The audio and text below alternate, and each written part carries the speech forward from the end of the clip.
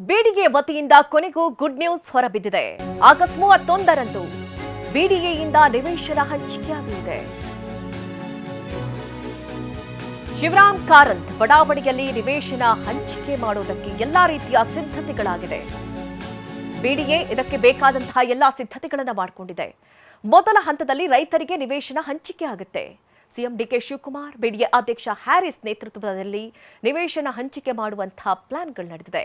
ಮೊದಲು 1 ಕೋಟಿ square feet ಹಂಚಿಕೆ ಆಗುತ್ತೆ. ಅಂತೆ ಸಾರ್ವಜನಿಕರ ಅರ್ಜಿ ಸಲ್ಲಿಕೆಗೂ ಕೂಡ ಅವಕಾಶವನ್ನು ನೀಡಲಾಗುತ್ತೆ. ನಿವೇಶನಕ್ಕಾಗಿ ಅರ್ಜಿ ಸಲ್ಲಿಸೋದಕ್ಕೆ ಬಿಡಿಎ ಅವಕಾಶವನ್ನು ನೀಡುತ್ತೆ. ಇನ್ನು ಈ ಕುರಿತು ಹ್ಯಾರಿಸ್ ಜೊತೆ ನಮ್ಮ ಪ್ರತಿನಿಧಿ ಶಿವಕುಮಾರ್ ಮಾತನಾಡಿದ್ದಾರೆ. ಬನ್ನಿ ನೋಡೋಣ.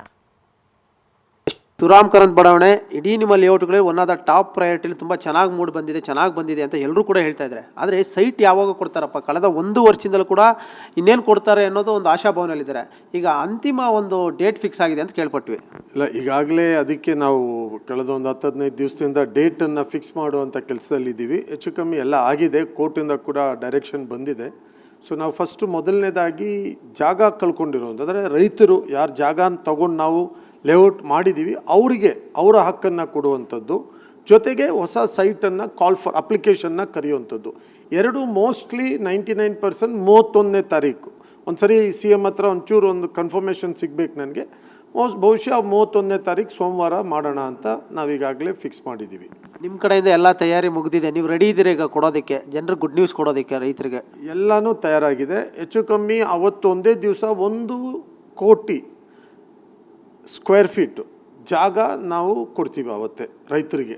1 ಕೋಟಿ ಸ್ಕ್ವೇರ್ ಫೀಟು, ಹೆಚ್ಚು ಕಮ್ಮಿ 3 ಕೋಟಿ ಸ್ಕ್ವೇರ್ ಫೀಟ್ ಜಾಗ ಕೊಡಬೇಕು ರೈತರಿಗೆ ಎಲ್ರಿಗೂ.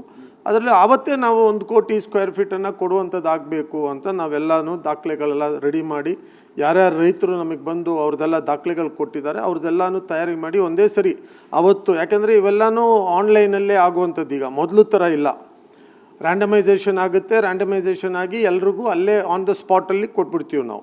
ಸೊ ಅದು ಜೊತೆಗೆ ಅವತ್ತೇ ನಾವು ಹೊಸ ಸೈಟಿಗೆ ಅಪ್ಲಿಕೇಶನ್ ಕಾಲ್ ಫಾರ್ ಮಾಡೋದು ಕೂಡ ಮುಖ್ಯಮಂತ್ರಿಗಳ ಮುಖಾಂತರ ಅವರ ಹಸ್ತದಿಂದಲೇ ಅದಕ್ಕೂ ಒಂದು ಚಾಲನೆಯನ್ನು ಕೊಡುವಂಥ ಕೆಲಸ ಮಾಡ್ತಾಯಿದ್ದೀವಿ. ದರ ಏನೇನು ಫಿಕ್ಸ್ ಮಾಡಿದ್ದೀರಾ ಅಂತ? 6,000 ರೂಪಾಯಿ ಮಾಡಿದ್ದೀವಿ. ಯಾಕೆಂದರೆ ನಿಮ್ಗೆ ಗೊತ್ತಿದೆ, ಈಗ ಬೆಂಗಳೂರು ಅಕ್ಕಪಕ್ಕದಲ್ಲಿ ಎಲ್ಲಿ ಜಾಗ ಸಿಗೋದೇ ಕಷ್ಟ. ಅದರಲ್ಲೂ BDA ಮಾಡಿರುವಂಥ ಲೇಔಟು ಅಂದರೆ 100% ಎಲ್ಲನೂ ಏನೇನು ಕಾನೂನು ಅಡಿಯಲ್ಲಿ ಮಾಡಬೇಕು ಅದನ್ನೆಲ್ಲ ಸರಿಯಾಗಿ ಮಾಡಿ, ರಸ್ತೆ ಇರ್ಬೋದು, ಒಳಚರಂಡಿ ಇರ್ಬೋದು, ಬಾಕಿ ಇರೋದೆಲ್ಲ ಮಾಡಿನೇ ಕೊಡ್ತಾಯಿದ್ದೀವಿ. ಸೊ ಹಾಗೆ 6,000 ರೂಪಾಯಿಗೂ ನನ್ನ ಪ್ರಕಾರ ನಿಮ್ಗೆ ಅದ್ರ ಸುತ್ತಮುತ್ತಲಲ್ಲಿ ಎಲ್ಲೂ ಜಾಗ ತೊಗೊಳಕ್ಕೆ ಸಿಗಲ್ಲ. ಸೊ 6,000 ರೂಪಾಯಿನ ಫಿಕ್ಸ್ ಮಾಡಿದ್ದೀವಿ. ಯಾರೂ ಮಧ್ಯಸ್ಥಿಗೆ ಹೋಗಬೇಡಿ, ಯಾರ ಹತ್ರ ಹೋಗಿ ನೀವು ಕೊಡಿಸ್ತೀವಿ, ಸೈಟ್ ಕೊಡಿಸೋರನ್ನ ದೂರ ಇಡಿ, ನಾವೇ ಕೊಡ್ತೀವಿ, ನೀವು ನೇರವಾಗಿ ಅಪ್ಲೈ ಮಾಡಿ, BDAನೇ ಕೊಡುತ್ತೆ. ಸೊ ಯಾರೂ ಎಲ್ಲೂ ಹೋಗಬಾರ್ದು ಅನ್ನೋದು ನಮ್ಮ ಸರ್ಕಾರದ ಉದ್ದೇಶ. ಕ್ಯಾಮರಾ ಪರ್ಸನ್ ಉಲ್ಲಾಸ್ ಜೊತೆ ಶಿವರಾಜ್ ಕುಮಾರ್, TV9 ಬೆಂಗಳೂರು.